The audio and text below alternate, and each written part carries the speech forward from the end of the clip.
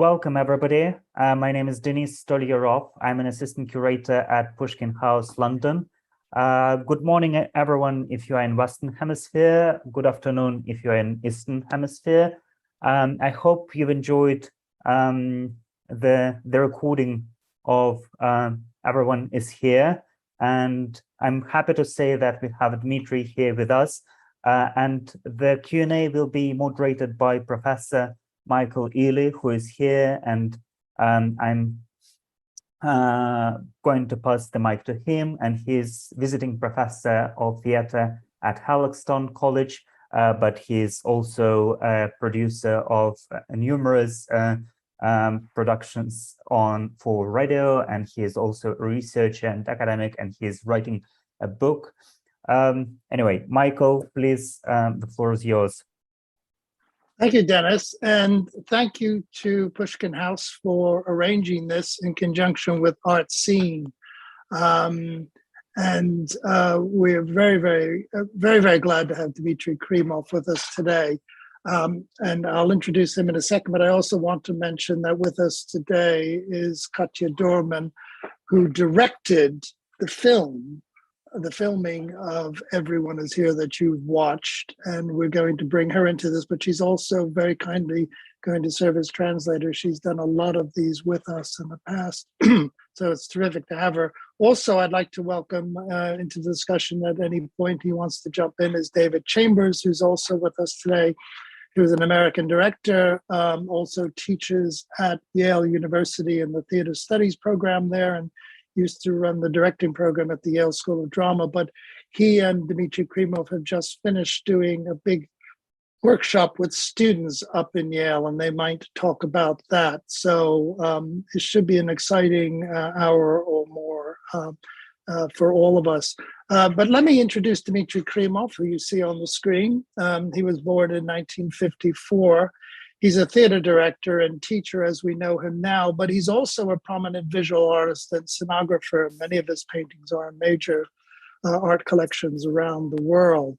And from that visual world, he derives his uniquely visual theater productions, which are always produced collaboratively with a number of close artistic associates and fellow artists.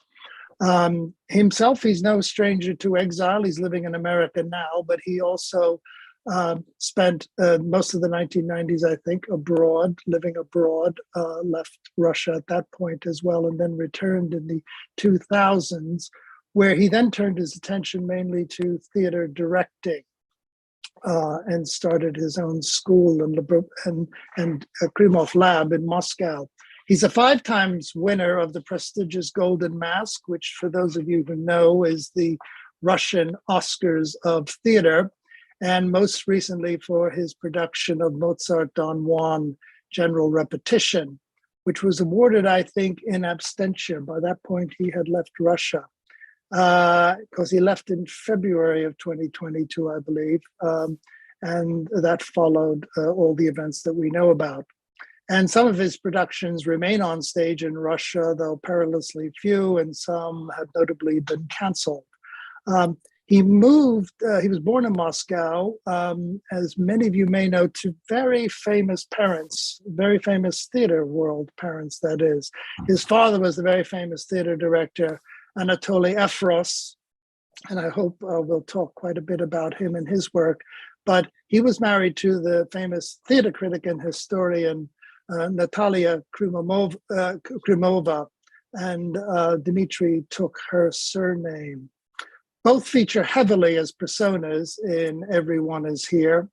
In 1976, Krymov himself graduated from the Moscow Art Theater School from the scenography department, and his career in professional theater started almost immediately in that world of design and scenography. And from the mid-2000s, when he returned to Russia, he established his own theater lab in Moscow, from which endless new productions flourished, and all of them award winners. The new Krymov Lab NYC he's now developing in New York City, where he is currently living. And we might put something up on the chat later telling you how you might contribute to this work, because it's obviously difficult to start in these times, and it's starting from scratch, but we want to hear all about that. His production of Chekhov's The Cherry Orchard was staged in Krymov's own patented style and accentuating the homelessness of those famous Chekhov characters. It was produced in April of this year, 2022, by the Wilma Theater in Philadelphia with an American ensemble called the Hot House Company. So you might refer to that as well. So welcome, Dmitry, and welcome Katya, who's also a film director and editor who, as I said, did the production that you've seen on screen. So welcome from New York, Dmitry. Дмитрий Анатольевич, Майкл вас представлял сейчас. Я, наверное, не буду пересказывать вашу биографию. Вот. Так что добро пожаловать, Дмитрий Анатольевич. Obviously, Dmitry is picking up on English quickly, but we will conduct this pretty much in Russian, I think, to facilitate his understanding, if that's okay. Yeah. Good. I wonder if we can start off, Dmitry, by talking about Everyone Is Here, which many people in the audience have seen. And if they haven't seen it, I think there's still a chance to see it through tomorrow on the Pushkin House website. How did the idea for that production, Everyone Is Here, come about? And then how did it evolve over time? Дмитрий Анатольевич, мы начнем сейчас с разговора, собственно, о «Все тут», который видеоверсию спектакля, собственно, зрители еще могут посмотреть даже завтра. Но вот Майкл интересуется, как, собственно, возникла идея «Все тут» и как она развивалась и менялась по ходу репетиции. Ну, это очень смешно. Если конкретно отвечать на этот вопрос, то это смешно. А вы будете переводить коротко, наверное, да? А вот мне важно мысль услышать скорее, чем... Я, если что, я вам буду говорить: стоп, Дмитрий Анатольевич, подождите, я не успеваю. Все. It's actually very funny, says Dmitry. Я преподавал здесь, в Нью-Йорке, в New School. Есть такой университет здесь. И как тренировочную работу для студентов взял там что-то, я уже не помню что. И пришли из какого-то... I was teaching in New York at New School, and I just gave a piece that I don't really remember, to the students to work on. Пришла какая-то женщина из очень знаменитого здесь театра и сказала: о, как интересно, но, может быть, вы что-то сделаете на основании американской литературы, что ближе американскому зрителю. And so a woman came from a very famous local theater, and she said, why don't you take an American piece and do something that Americans would understand? А я говорю: а что? Она говорит: ну, скажем, наш городок Уайлдера. And I said, what, for example? And she said, well, for example, Our Town by Thornton Wilder. А я видел в жизни два замечательных спектакля «Наш городок». Вот американский «Арена Стейдж» и грузинский нашего друга и друга моих родителей Михаила Туманишвили. И совершенно понятно, что я в третий раз не смогу и не захочу это делать. And I had seen two productions of Our Town, one by Arena Stage and one by our friend, a friend of my parents, Mikhail Tumanishvili, the Georgian production. And I was absolutely sure that I was not going to watch a third version of it. И так несколько дней прошло, потом я имею такую привычку, у меня здесь в Америке есть книжки моего папы. Я иногда, когда мне нужно как-то, не знаю по какой причине, я открываю на любой странице и читаю любую строчку. И как-то обычно это какой-то ответ, впрямую или не впрямую, я там нахожу. Это какое-то чудо такое, в общем-то. And a few days passed after this conversation, and I have this habit when I'm here in America. I have a lot of my dad's books here, and sometimes I just open one of them at any page, on any page, and I just read one line, and it's always an answer to my thoughts. It's magic. Я как-то не в связи даже с нашим городком, на котором я уже решил поставить крест, открыл и читаю. И не понимаю, к чему это он пишет. И читаю страницы за страницей, думаю, что такое, о чем это? а потом понимаю, что он делает разбор нашего городка со студентами. And so my thought process was not connected to our town. I just opened the book and I started reading, and I couldn't figure out what he was writing about. And I read page after page until I realized that he was writing, that he was analyzing the play, Our Town, with his students. И в эту минуту просто я понял, что я могу и хочу даже сделать такой странный наш городок. Не наш городок Уальдера, а наш городок, куда входил бы и мой папа, и Михаил Туманишвили, и я, и, возможно, какие-то отклонения. Ну, собственно, то, что вы видите сейчас в спектакле, который мы сделали. And at this moment, I realized that I really wanted to do this, but I didn't want to do Our Town, the play. I wanted to do my Our Town that would have my father, Tumanishvili, me, and somebody else, and would be very different. And anyway, you saw what came out of it. Такая смешная история. That's a funny story. But you saw that production that came from Washington's Arena Stage, directed by Alan Schneider, in, I guess it would have been about 1970, 73 in Moscow with your parents? Да, я видел. Более того, 3 дня назад у меня был актер, который там играл разносчика газет. 3 days ago, I saw a man who played the newspaper boy. Он пришел ко мне к нам домой в Нью-Йорк. Я открыл дверь и говорю, я вас узнаю. He came to visit us to our apartment in New York, and I opened the door. I saw him. I said, I recognize you. I know you. Saw you all those years ago. But what was it like? I mean, what was that? The effect of that production on you in 1973, with your mother and father there in the audience with you? Did you talk about it afterwards? Какое впечатление на вас эта постановка произвела тогда, когда вы с мамой и папой смотрели? Вы ее обсуждали потом? Я ее 2 раза смотрел. 1 раз я ее смотрел сам, а потом вот как я там все документально сделал. Я пришел домой и говорю, надо идти. И на следующий день мы пошли. Это все было так. I saw it 2 times, and for the first time I saw it alone, and then I told my parents about it, and the second time we watched it together. Everything is as I wrote it in the play. Это впечатление чуда. Looked like a miracle. Miracle in what way? A miracle in what way? В каком смысле? Ну, театрального чуда. Я верил в этих персонажей. Я хотел вскочить на сцену и быть с ними. Я хотел быть дома у Эмили, Джорджа. Я плакал на кладбище. Я сочувствовал просто, как будто это были мои друзья, моя семья. Well, I absolutely believed in everything what was going on because, well, this is the miracle. This is the wonder of theater. I believed in everything that was going on the stage. I wanted to jump there and be with those people. I wanted to be at home with Emily and George. I cried at the cemetery, and I felt compassionate. I felt compassion.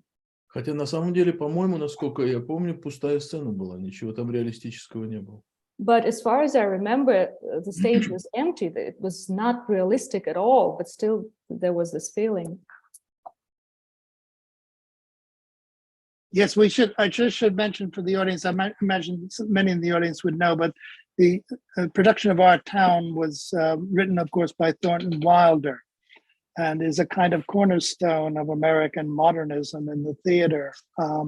So it always seems to have this weird effect on people because of the emptiness of the staging, the vacancy in that world. So I just wanted to mention that to people. But taking this one step further, Dmitry, if we may, I mean, it's obviously the production it's an incredible personal experience for you. The play is a kind of a memory play, your production, that is.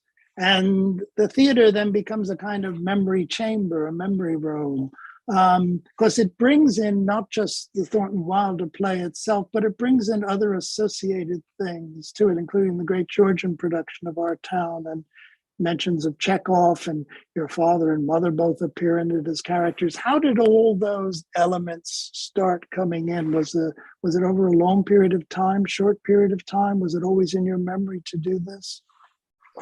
Сначала Майкл просто аудитории рассказывал о пьесе, что это такой краеугольный камень американской современной драматургии, модернизма. И вопрос заключается вот в чем, что постановка «Все тут», она очень, очень личная, она про прошлое, про воспоминания, про вашу память. Это как будто вот такая комната, в которой находятся ваши воспоминания. И чего там только нет. Вот и грузинская постановка, и Чехов, да, и папа, и мама, и как появились все элементы. Вот они вы сразу понимали, что там вот все это будет, или что-то приходило еще постепенно, по мере того, как вы репетировали или писали? Вы знаете, почти сразу, это недолго происходило. It happened almost at once. They all came almost at once. Дело в том, что я просто никогда впрямую так не делал про людей, тем более моих родных, никогда. I had never done a production about people I know so directly. Especially my parents. Особенно про родителей. Но я всегда их имел в виду в зрительном зале. Well, but I always thought that they're sitting in the audience. Ну, так, чтобы вывести на сцену, у меня, конечно, такой наглости не было, и необходимости такой не было. But it was never necessary for me to bring them to the stage. А здесь я как будто какую-то дверь решился приоткрыть. Я уж не знаю, что меня подвигнуло, но я как-то решился. Я некоторое время колебался, а потом подумал, да, открою. Я открыл. И они пошли оттуда, и это уже вне меня было. Мое дело было просто композиционно это уложить в спектакль.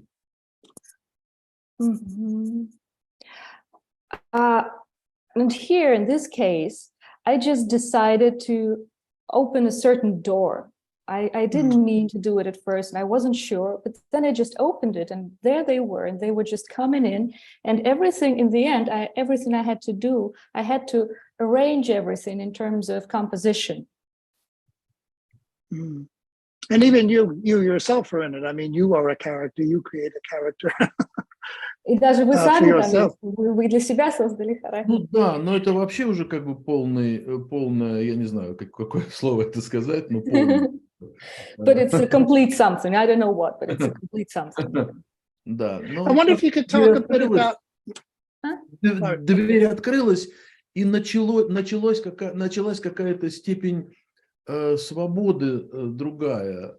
Я с тех пор, когда смотрел в Москве эти спектакли, они шли там больше года, я испытывал счастье, потому что что-то происходило помимо театра, хорошего или плохого, но помимо театра какая-то...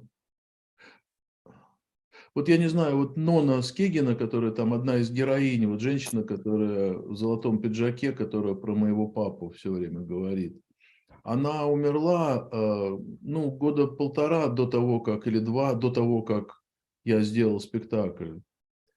И когда я смотрел на нее в исполнении актрисы Маши Смольниковой, у меня было абсолютное чувство, что я оживил ее дух, не ее буквально, конечно, а ее дух. У меня не было кощунственного ощущения, что я что-то не то делаю. Это удивительное чувство на самом деле. Я боюсь даже в нем разбираться.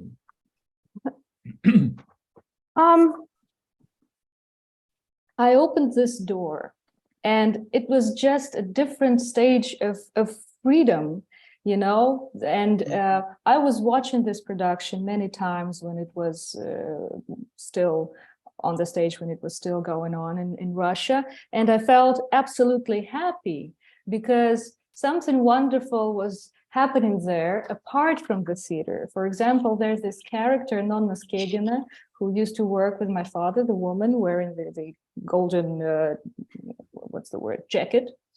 And she died maybe 2 years before the production. And when I was watching her performed by Maria Smolnikova, I felt that I somehow resurrected her spirit, and there was nothing wrong about it, but it was true.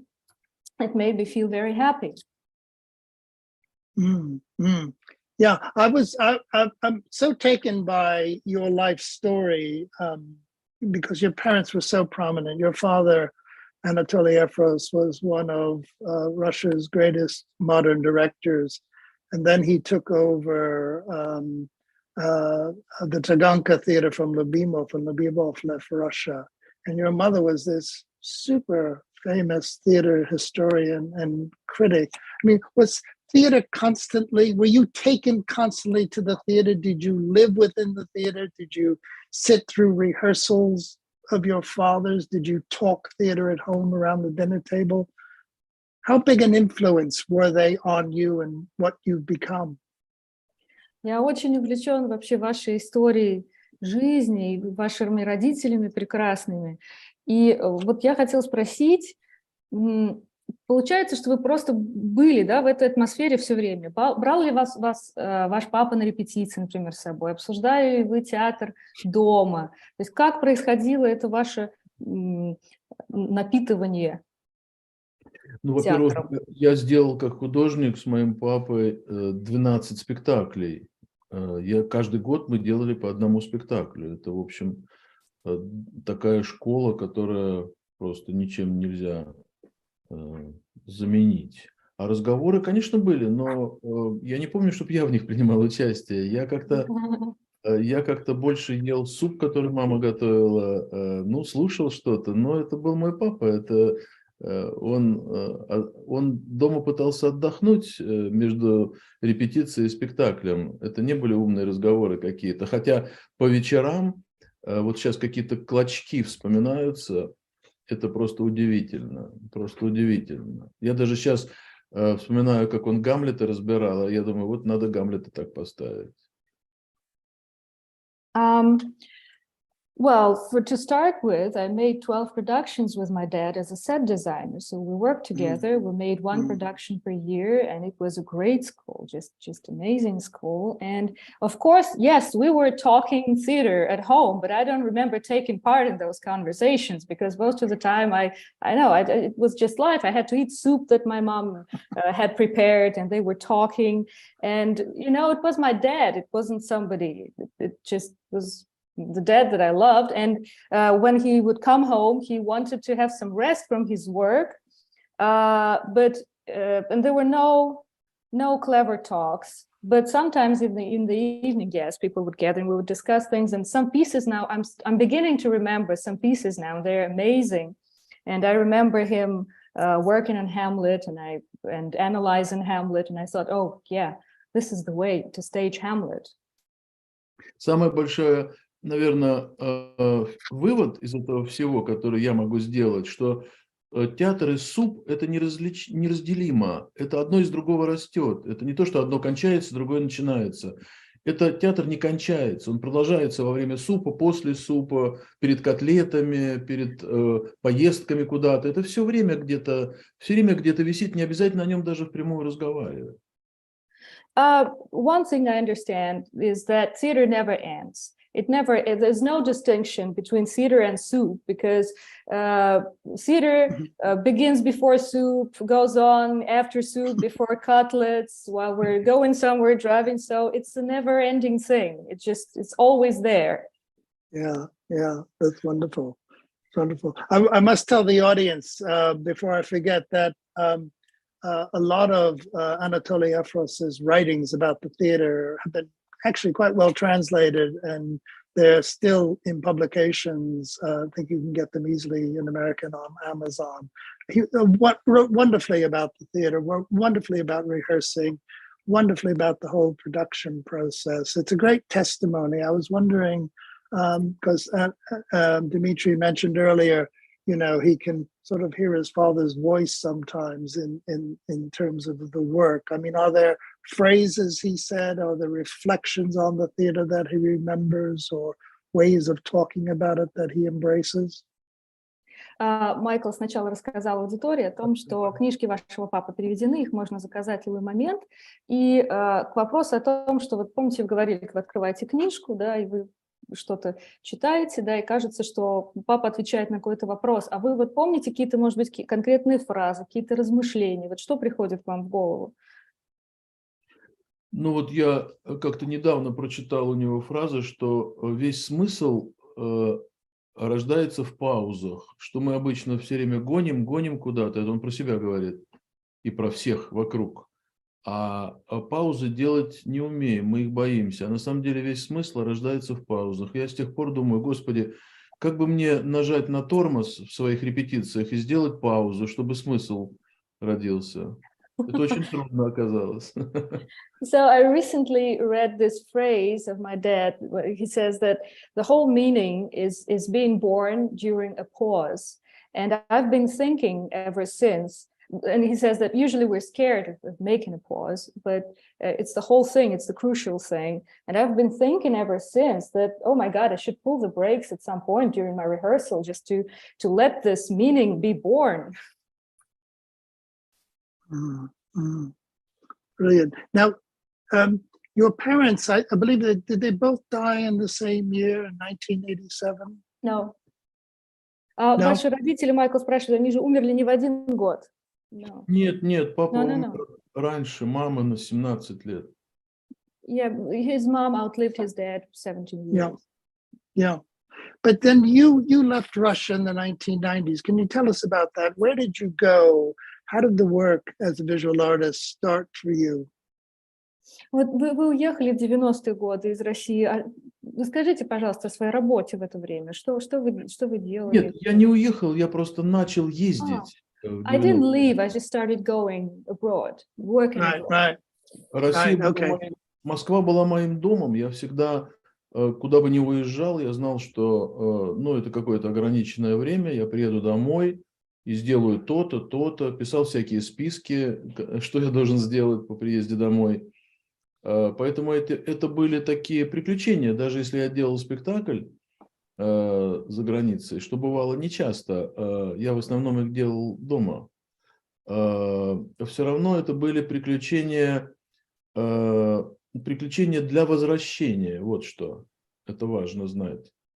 И даже вот спектакль с Барышниковым, который мы сделали, у меня, конечно, огромное впечатление было от того, что и радость от того, что я могу работать с таким замечательным актером, но вторая половина моей радости была в том, что я возьму несколько человек из своей лаборатории в Москве, и мы сделаем спектакль вместе с ним, чтобы приехать домой обогащенные.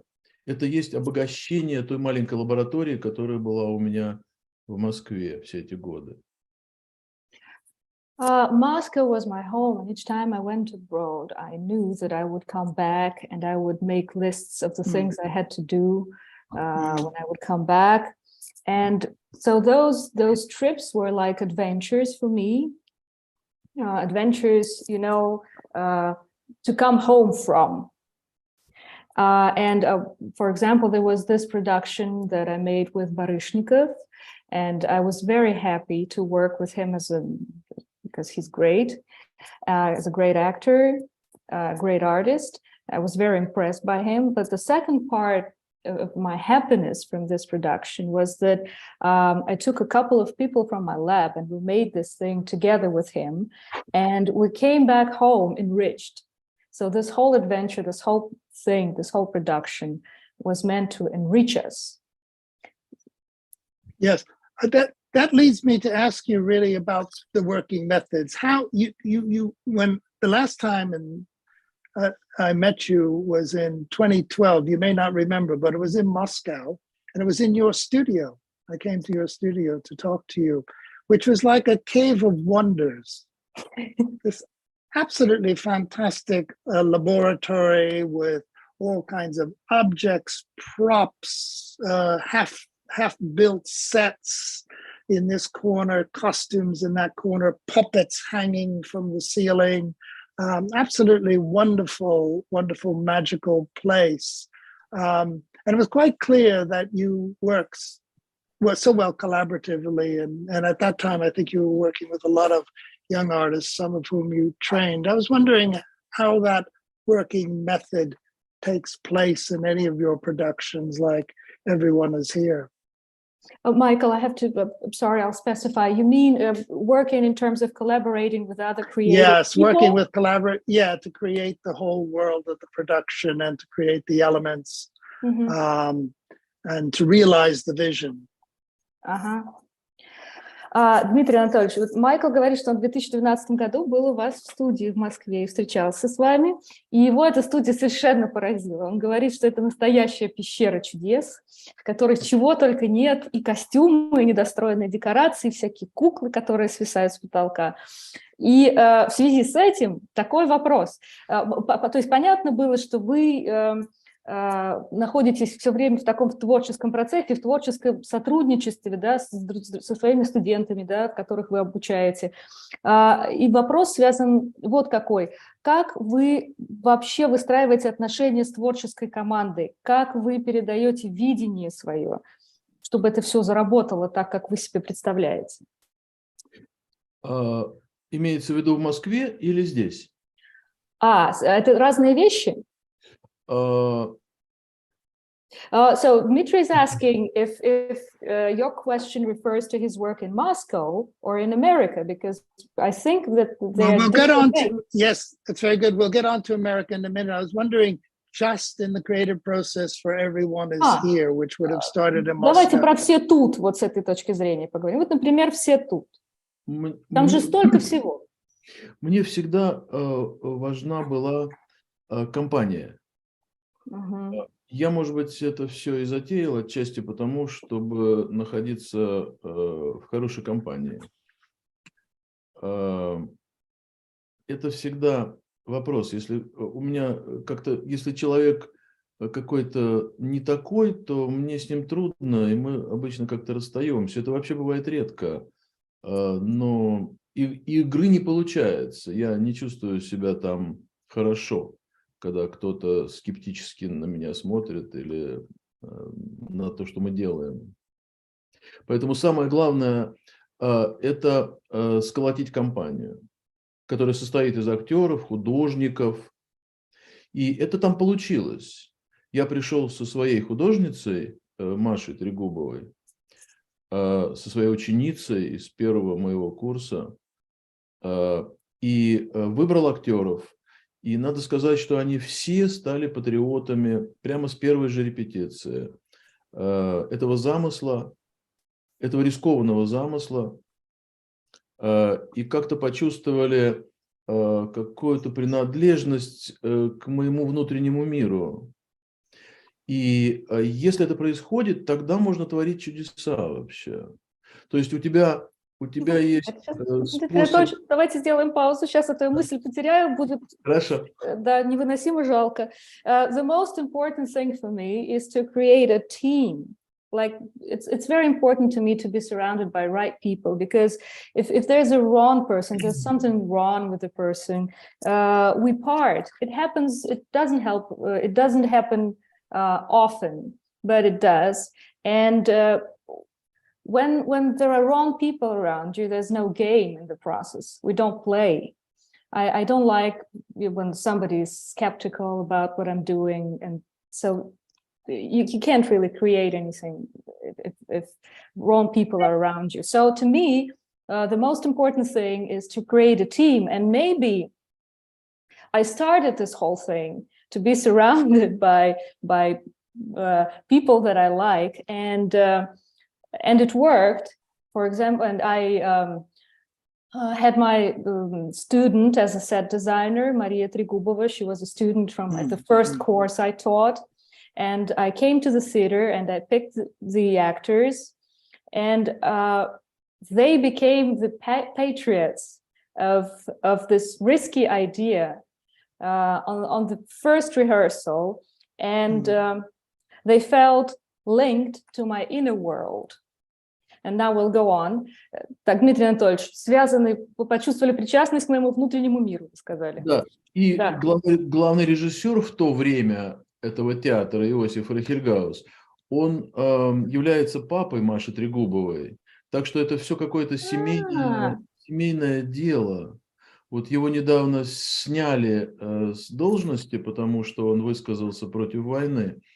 Ну, это, в общем-то, одна из катастроф театрального московского мира. Уже не все тут, хотя в большом смысле по-прежнему все тут.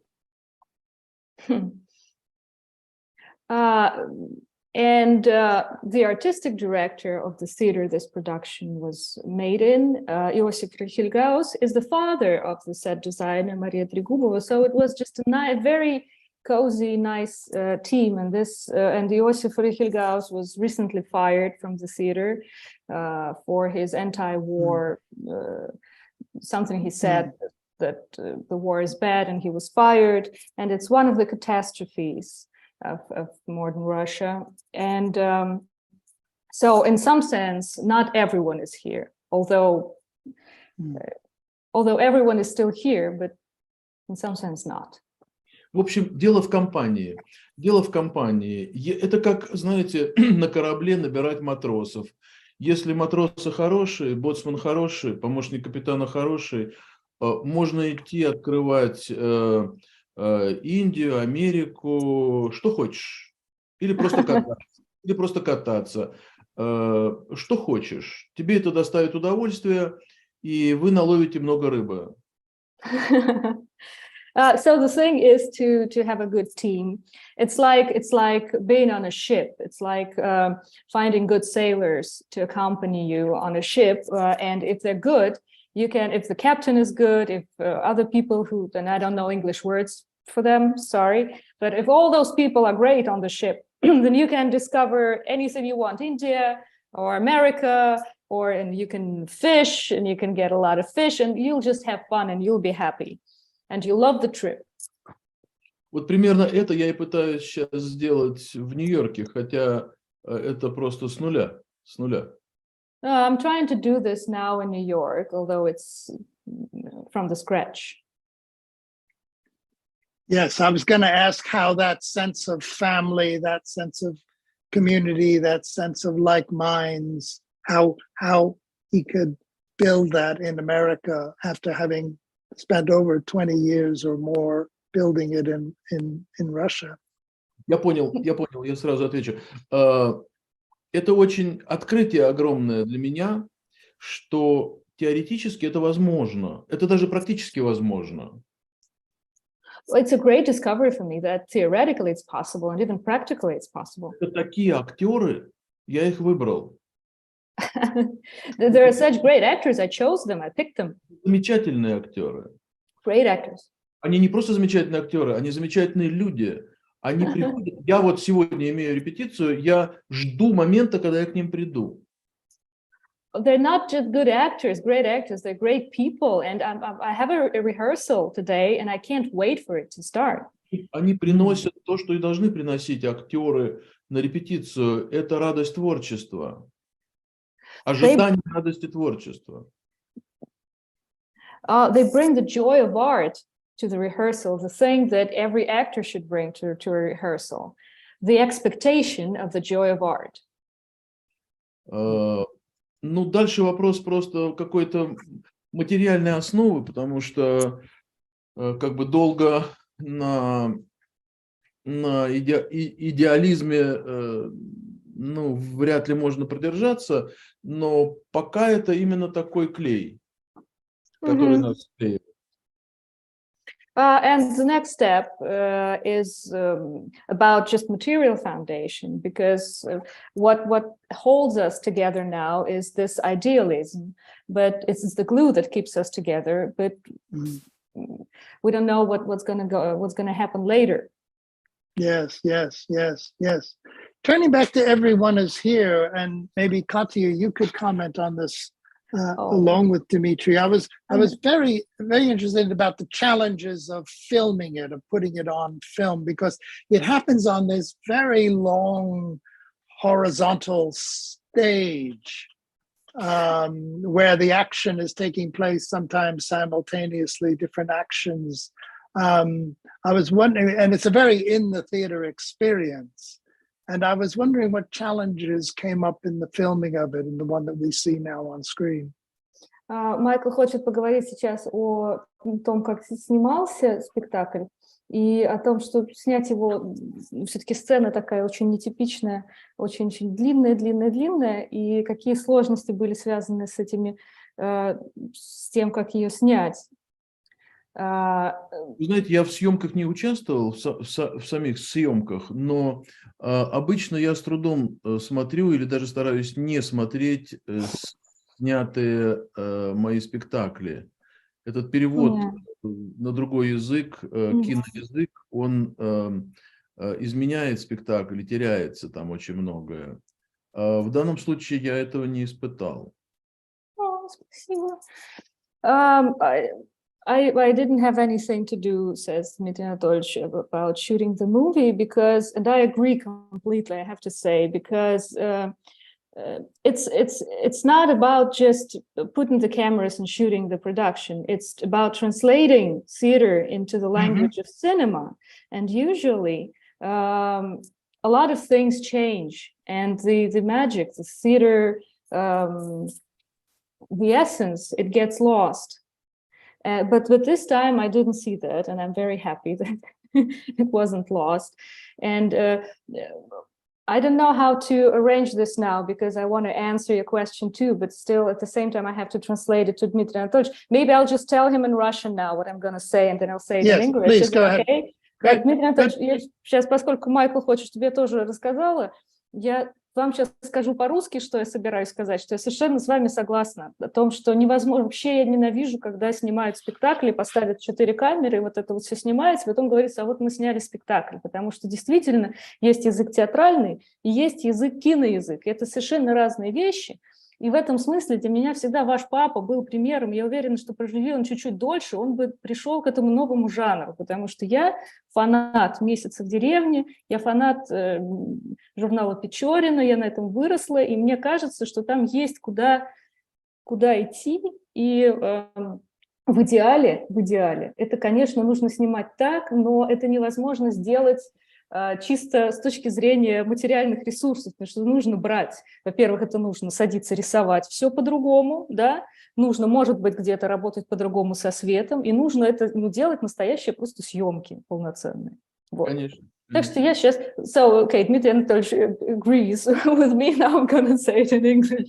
So I agree completely that it's impossible to just shoot a theater production and then make believe that, you know, this is the theater production, because these are different genres, you know, different languages. And I hate when people just put 4 cameras and they just shoot the production and they edit it, and they make cuts every 10 seconds for people, in order for people not to get, you know, bored.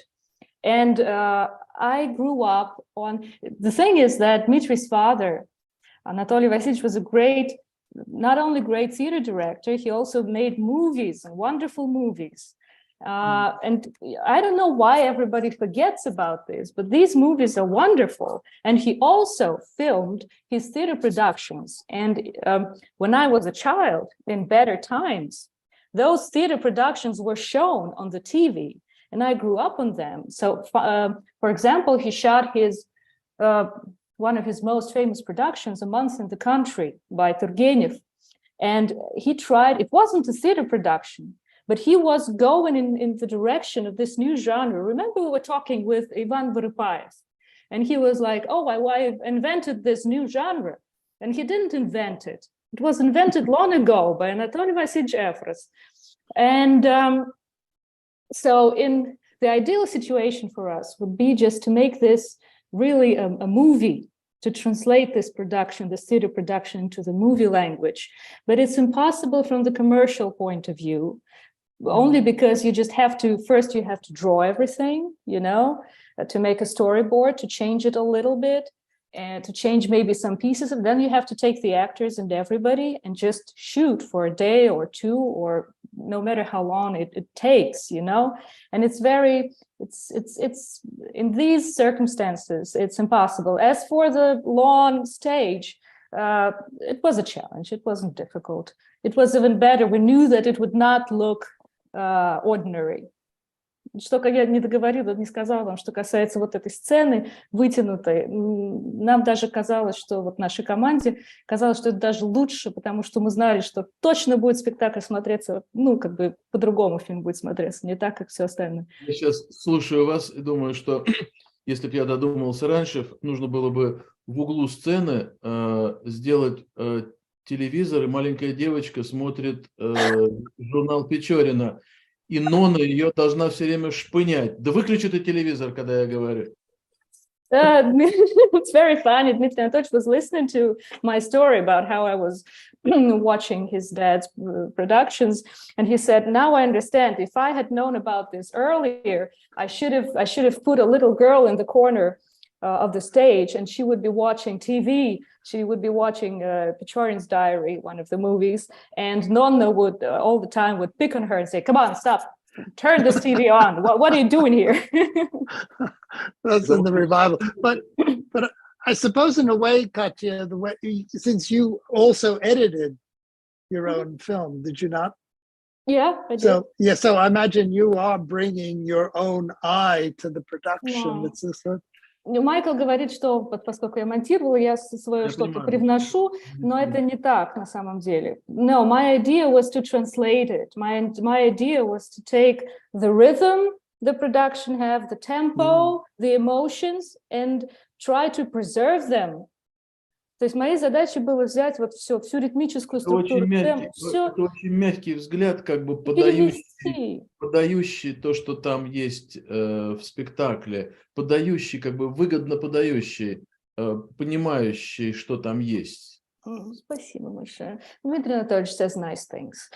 He says that it's a soft and nice touch, a glance on what's going on, and then attempt just to present what's already there. Yes, and everyone who's seen the film will have seen this wonderful coming and growing from stage right to stage left. There's this huge amount of commotion.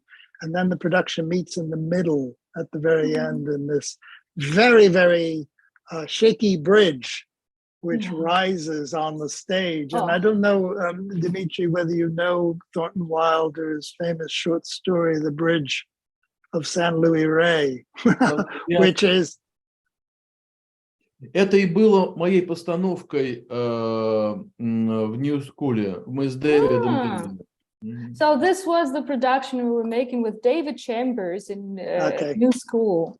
This short story. Потому что вы знаете, как все интересно связано. Вот если вы помните, когда этот мост рухнул, в мост короля Людовика, монах, который смотрел на это и который потом исследовал причины этого, он услышал, как у Торнтона Уайлдера написано, звук лопнувшей струны. И как это связано с Чеховым. Это удивительно. Вообще, как только начинаешь вот эти связи видеть, вообще мир предстает другим.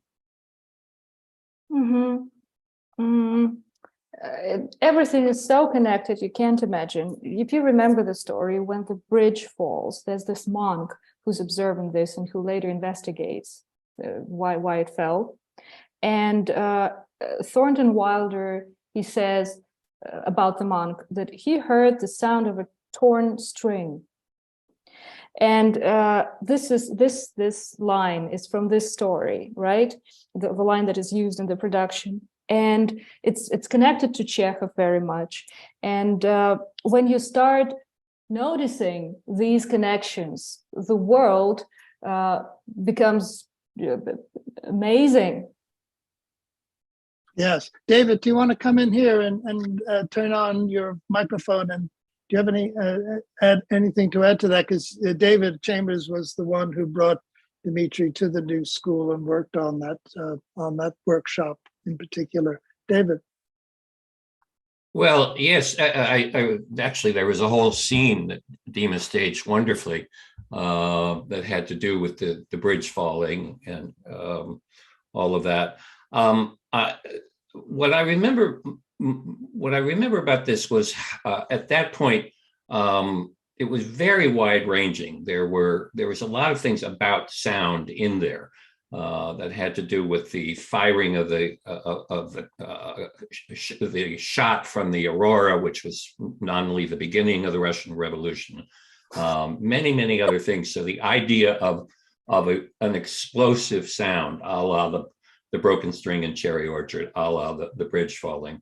And I'll stop now. Katya. David рассказывает. David, he understood understood everything. You know, Dmitry speaks English. He understands English. He's just shy. Okay. Well, I know that, but I'm thinking about your Russian listeners. Anyway, and it was as all of Dima's rehearsals are. It was a joyous period. It was fun. It was lively. Dima's working method just kind of magically injects a kind of freedom, a kind of openness for the actors. And yet it's very, very, if you will, deliberate. I mean, he's moving the thing forward at every moment. But there is an atmosphere from his father, the joy of rehearsal. And the rehearsals are joyous. So the final performance, which was really a sketch, was delightful. It was absolutely delightful. A lot has been taken out. The two roles that Masha plays now were not there. I think they were invented because of Masha. But you could see the foundations in the early probably 40-minute sketch we did. Нужно перевести, Дмитрий Андреевич. Спасибо. So if any of you, I just wanted to inject in this because I just remembered that it was just a year ago that we showed Dmitry Krymov's production of Boris through Pushkin House and through Art Scene. Maria Smolnikova was our guest then. Yes, she was who played such a prominent role in that. Yeah. Sorry, David, go ahead if you have more. Well, just a little bit more. Dima and I just completed a 6-week session with with undergraduate actors and directors at Yale. And I'll tell a little anecdote which got the ball rolling. Just quickly, after a lot of deliberations, Dima and I decided that we would work on Kafka's trial, or the process. And so the group of 16 actors were broken into 4 sections. Each had a chunk of the novel. And so the first group goes up and they do their first etude. Now, Americans are not used to etudes. I mean, this just didn't get to us. I'm teaching it. There are a few other people teaching, but it's not common in the theater. So they're very awkward about what they do. So the first piece goes up and Dima stands up and walks forward to talk to the group. And he said, "That was very charming," which is a Russian way of saying bad.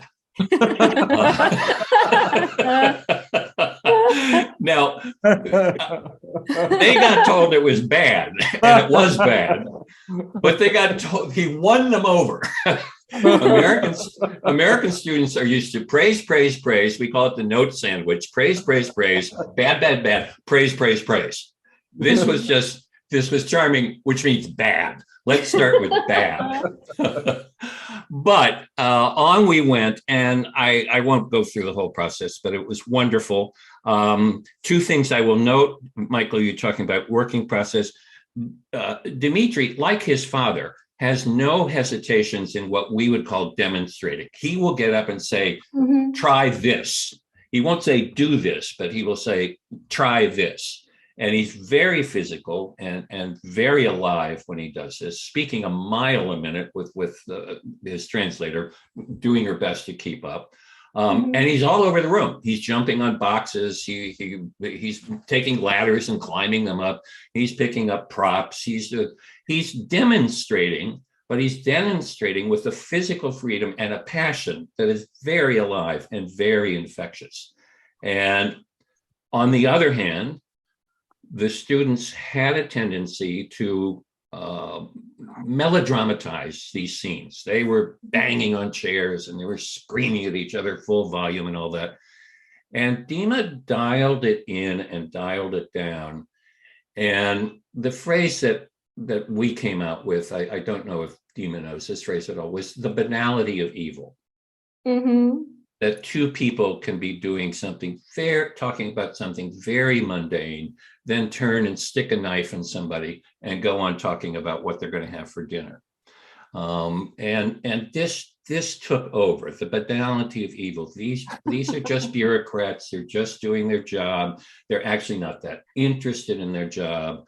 And meanwhile, this poor person is being sacrificed to the system.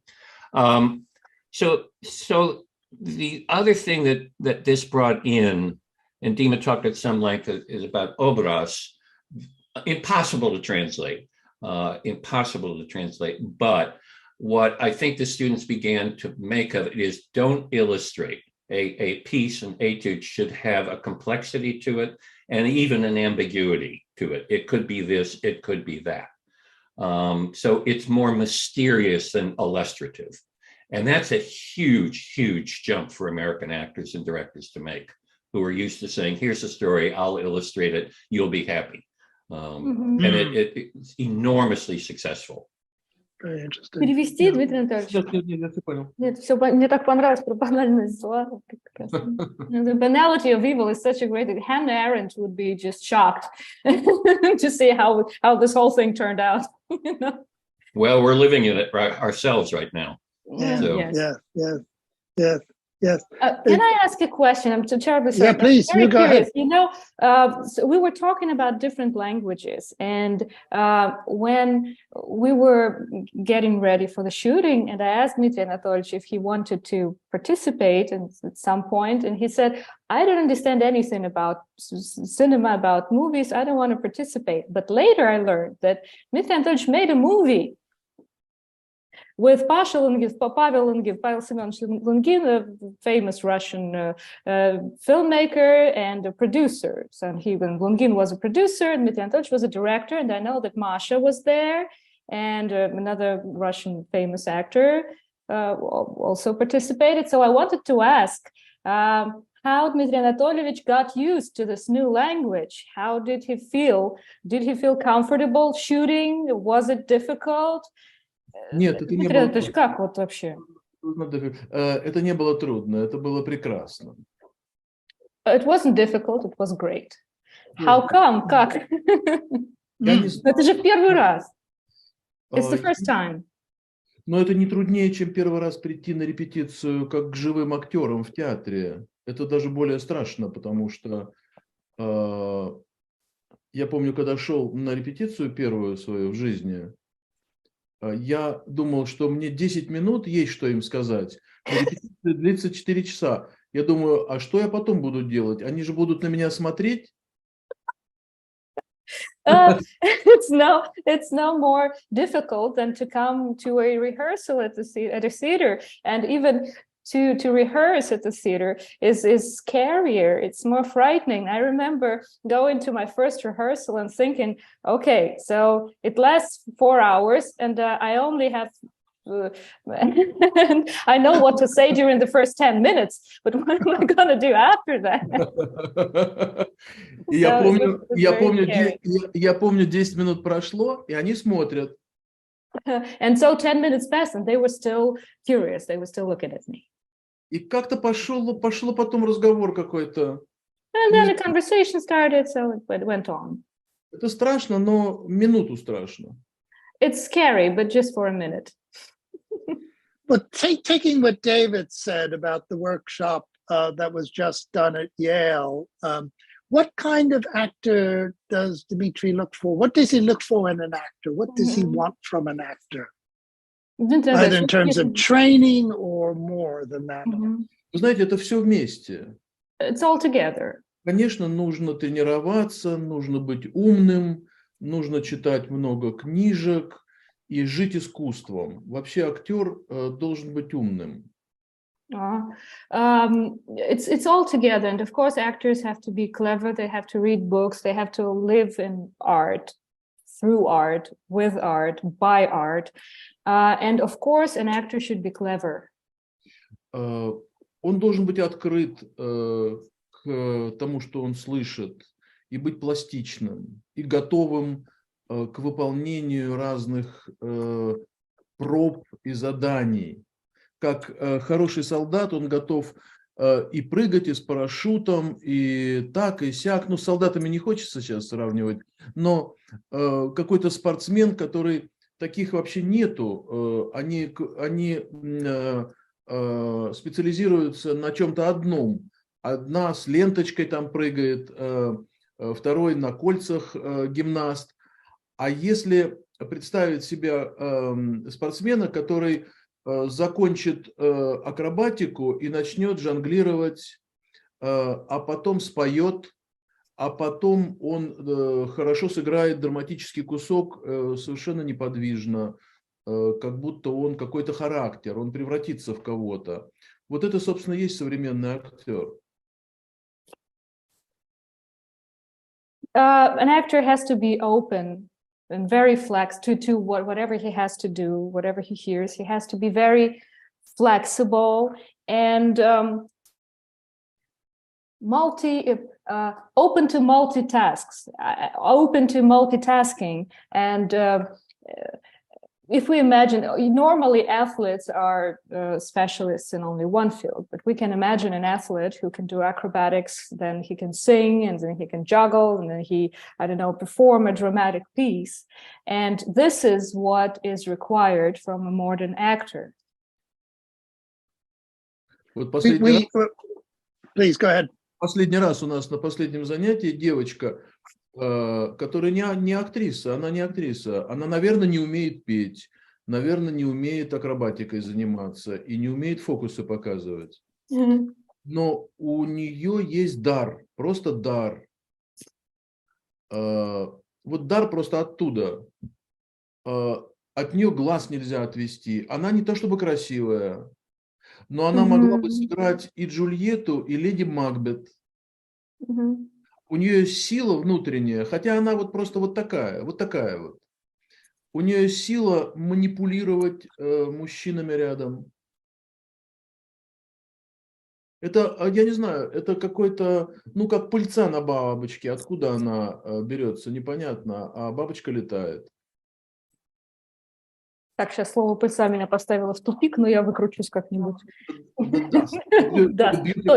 Beautiful God dust. Yes, thank you very much. At our last rehearsal, for example, there was this young girl who is very tiny, she's small, and she's no athlete, she can't do acrobatics, maybe she can't sing, but she has a gift. And it's a God-given gift because you can't take your eyes off her no matter what she does when she's on the stage. You can't look at somebody else. And she can be Juliet or she can be Lady Macbeth. And she has this ability, this strength to manipulate men around her. And Dmitry Anatolyevich compared it to this, I don't know the English word, but Dmitry Anatolyevich suggests that it's a dust on the wing of a butterfly. What is it? Oh God, you know, the wing dust, butterfly, and some fairy dust. Fairy dust, yes, exactly. God dust.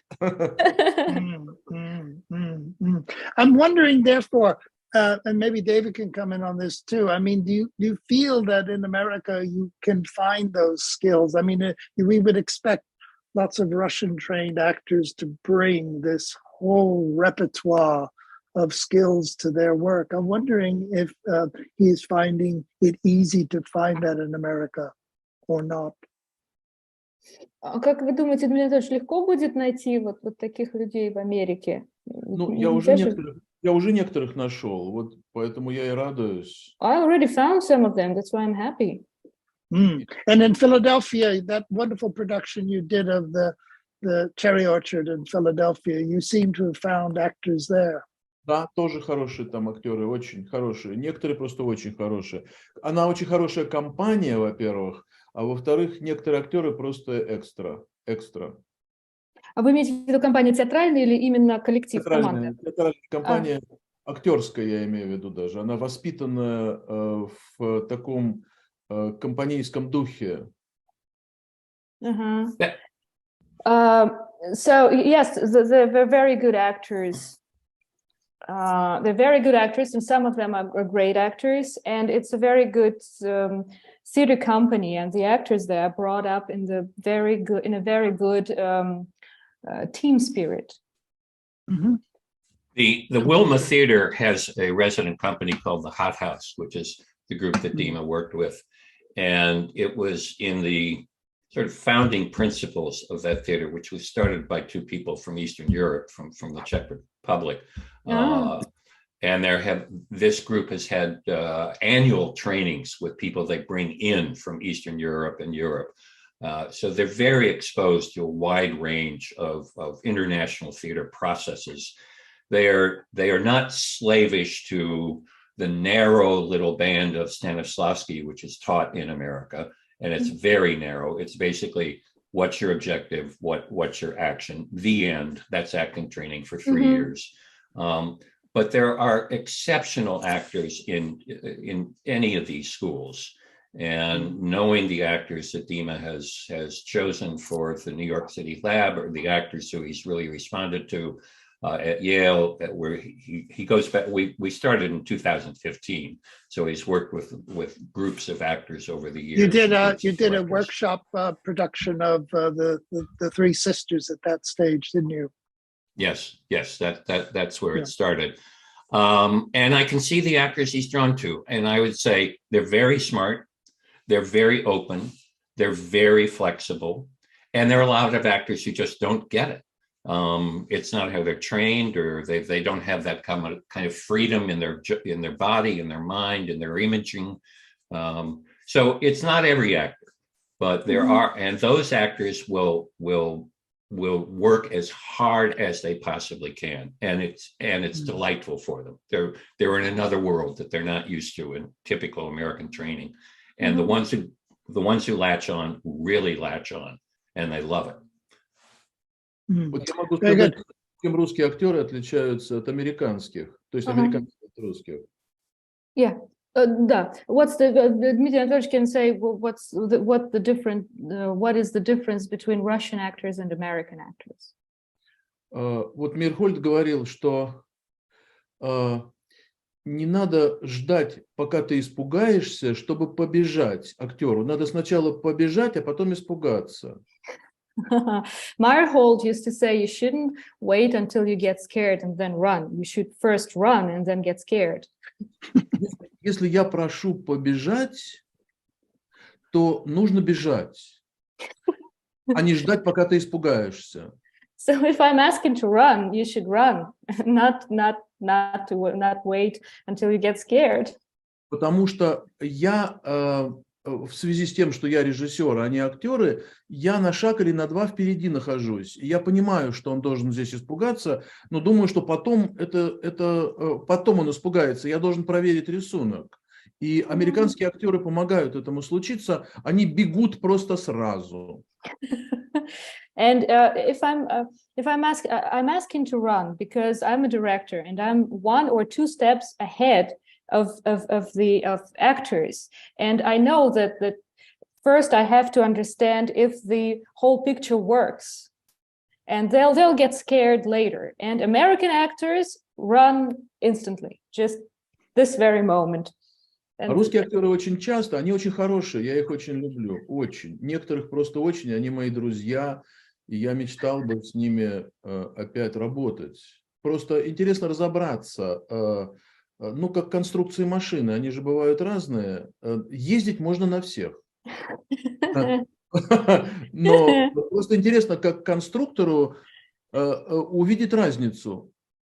Вот эта мгновенность выполнения задачи у американских актеров настолько сокращает для меня период делания, что те 5 недель, которые сначала приводили меня в ужас, сейчас я думаю, а что, можно?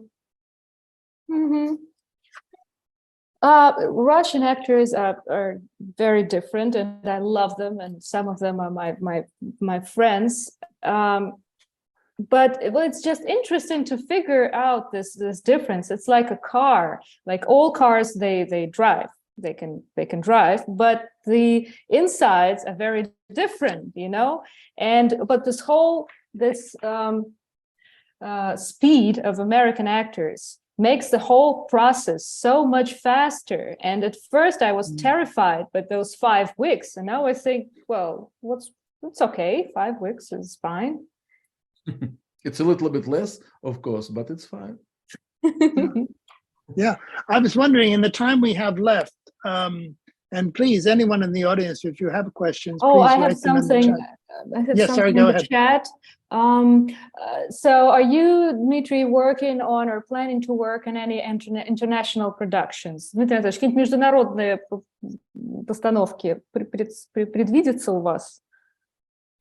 Ну вот сейчас я должен поехать через месяца 1,5 в Литву, где мы делаем спектакль в городе Клайпеда.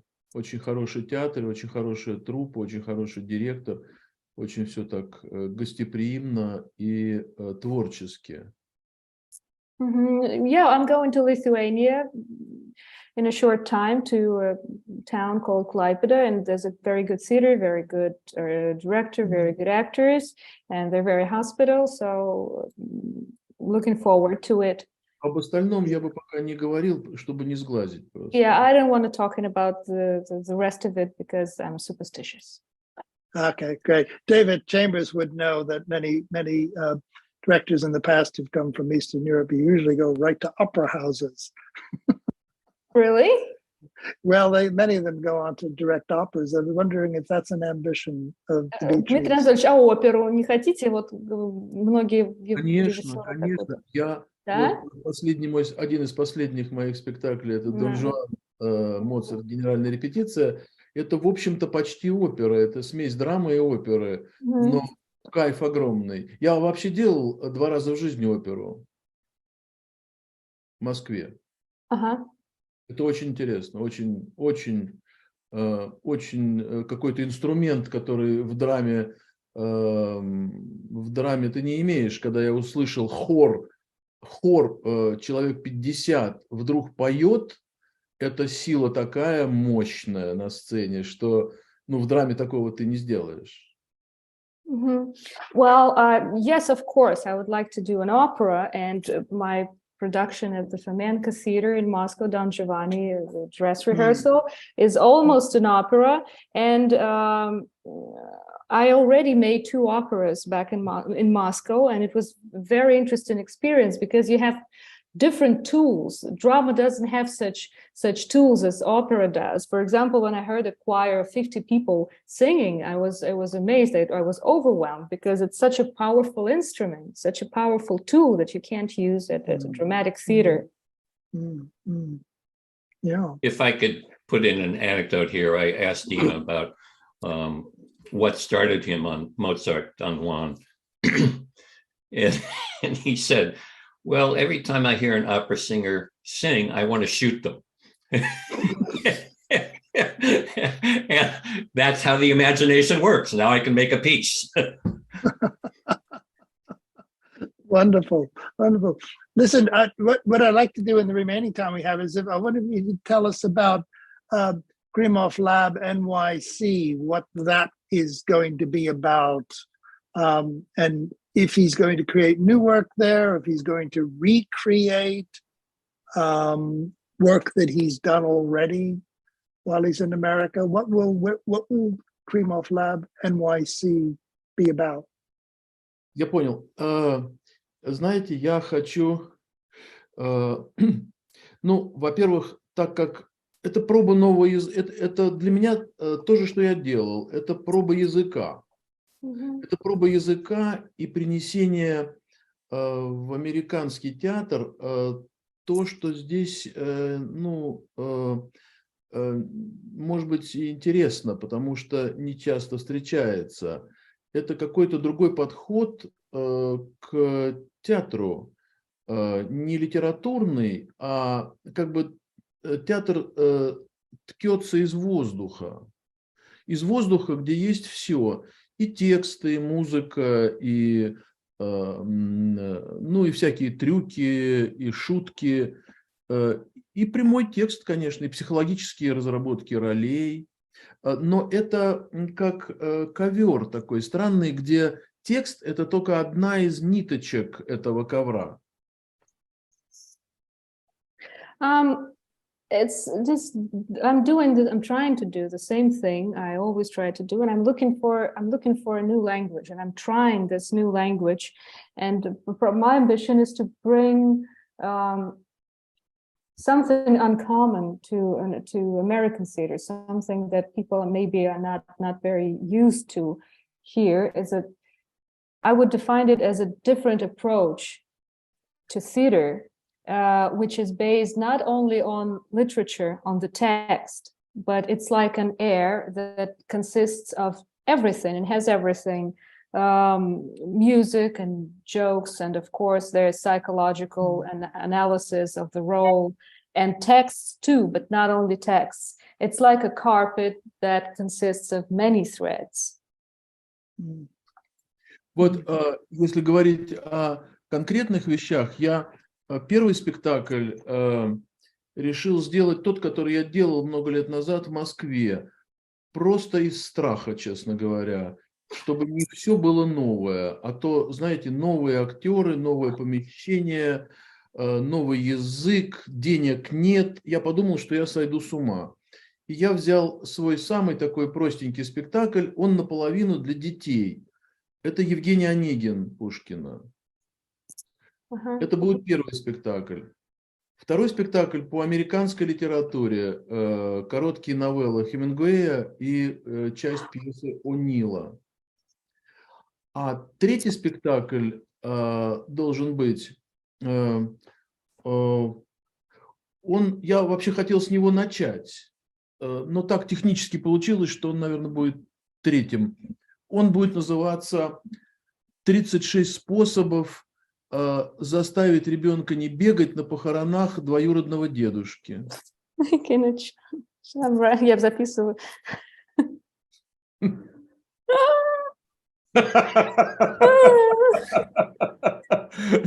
Двоюродного дедушки? Двоюродного дедушки, да. Okay, that's a challenge. If to be specific, then the first production I made here was a production I already made some time ago in Russia. It was a simple, funny little production for kids. And I did it out of fear, so that not everything is new to me, because the place is new, people are new, I have no money, it's very scary. So I wanted something to be already known to me. And it's a production of Evgeny Onegin for kids. The second production is short novels by Hemingway and a part of Eugene O'Neill's play. And the third production, and we were supposed to start from this production, but technically we were not able to do it. And it's called... Don't laugh. I'll try not to. And it's called 36 Ways of Making a Child Not to Run Around at the Funeral of His Second Great-Grandfather. Something like that. Так, можем продолжать, Дмитрий Анатольевич? Хорошо. Yeah. So is the lab connected with an existing theater in New York, for instance, like La Mama or something like that? Or is he starting something totally from the ground up? Мы начали просто так. Начало было просто так. Просто нигде. Вот мы арендовали какие-то помещения, переходили из помещения в помещение и репетировали с выбранными актерами и художниками. А потом театр «Ла Мама» действительно нас взял под свое крыло. И мы как-то немножко даже успокоились, потому что мы начали репетировать в нормальном театральном помещении, репетиционном. И после этого воркшопа, если все пройдет, как мы хотим, то, доделав это, мы будем там просто резиденция. Они нам предоставили как бы право резидентами быть в театре, то есть играть на их сцене, на большой. и репетировать. Ну, в общем, как бы быть частью их театра. We started nowhere. We had nothing. We were not connected to anybody. We just rented some space or spaces here and there, and we rehearsed there. And at some point, La Mama really did take us under its wing, and we calmed down a little because it had been really nervous. And we started rehearsing, in a fine theater, real theater space. Was a whole different story. And after this workshop is over, we'll be residents there. So we're going to be a part of the theater. We'll be still rehearsing and performing there on the main stage.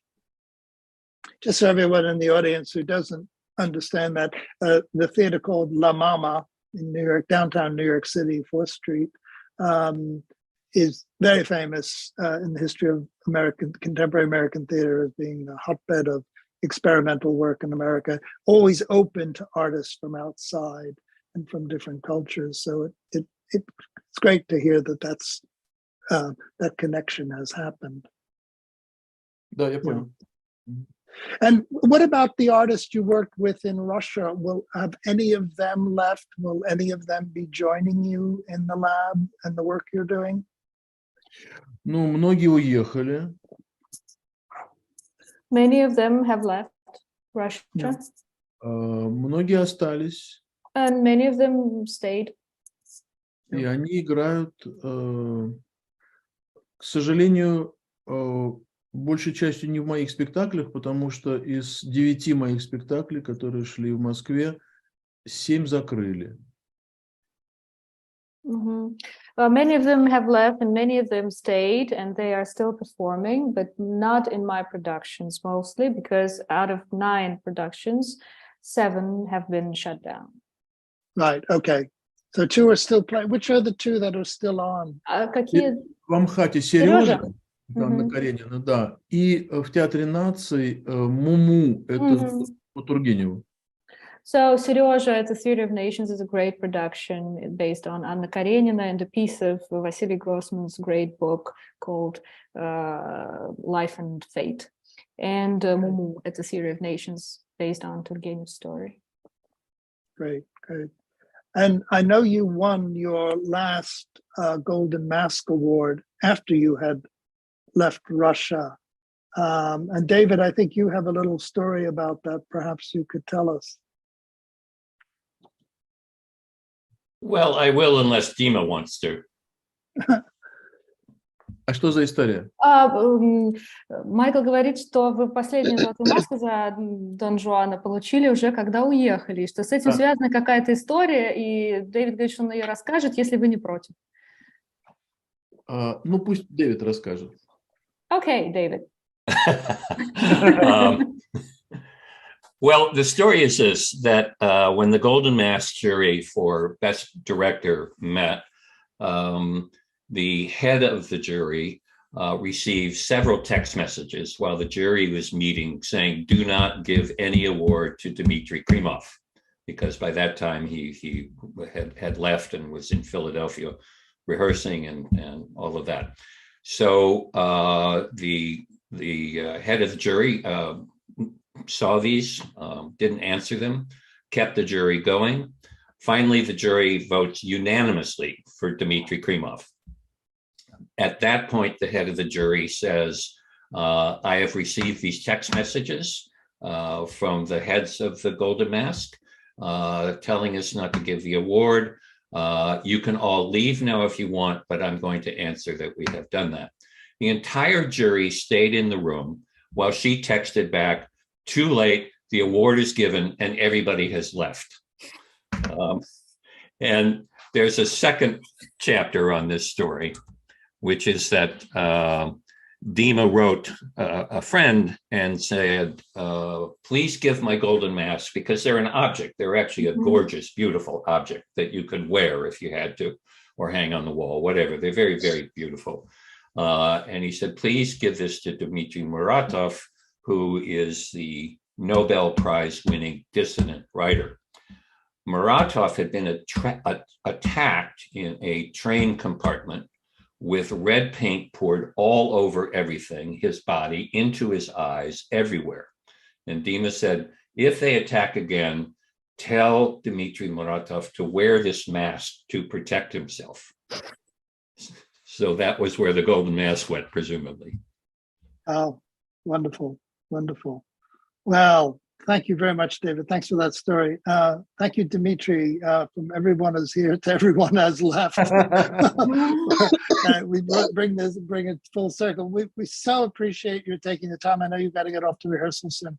Thank you so much, and we wait to hear you. We wait to hear the next chapter of your story, and we hope that things work in a better direction as soon as possible. Thank you. It's a great pleasure to see the film that Katya made of your production. That's on for one more day, I believe, Dennis, at Pushkin, via Pushkin House. Yes, thank you, Michael. I wanted to say that, everything has become possible because of Eddie Aronov and Ekaterina from the art scene. We are really grateful, and thank you, Dmitry, for being here with us. So the link with everyone is here is working for another till the end of the weekend. So if you haven't seen it yet, please use this chance, and we are really happy that there is this chance. So thank you everyone for spending this wonderful hour and a half. And thank you, Ekaterina, and thank you, Dmitry, for making it so informal and so full of, wit and personal reflection. I'm really happy and amazed that we have had this opportunity. Thank you. Thank you. Thank you very much. And since I worked at the BBC for many years, we're never allowed to give commercial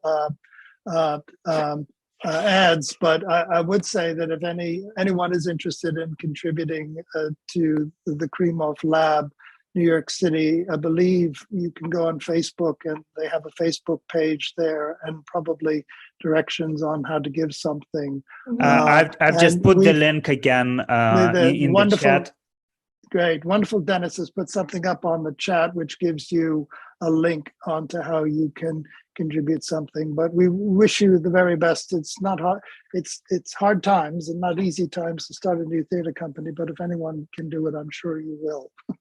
So good luck. And good luck. Everyone, thank you so much. Yes. Thank you. Thank you for joining us. Okay. Thank you, everybody. Thank you. Bye-bye. Bye-bye. Thank you, Katya. Thank you, Eddie. Thank you, Dennis.